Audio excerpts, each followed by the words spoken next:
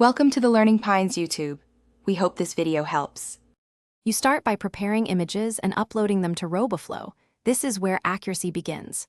Choose a representative sample, then split off about 10% for validation so you can measure performance later. Once uploaded, set the dataset type to object detection or segmentation depending on the task, because the annotation tools and export formats change accordingly. Make sure images are named or grouped logically. This saves time when filtering. After that, open the annotation workspace to begin labeling immediately. Now you label systematically. Pick bounding boxes for simple objects and polygons for irregular shapes, because precise masks improve model performance. You should define a strict class naming scheme and stick to it. Consistency avoids labeling drift when you export.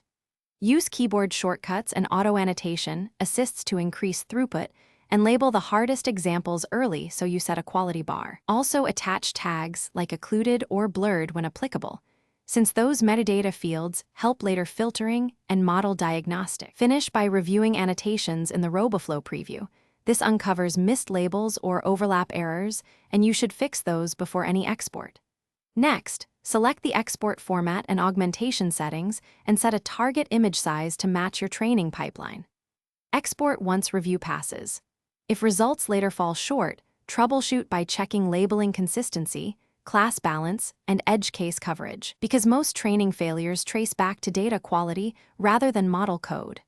Retrain after applying fixes. Thanks for watching. Consider subscribing if we helped you.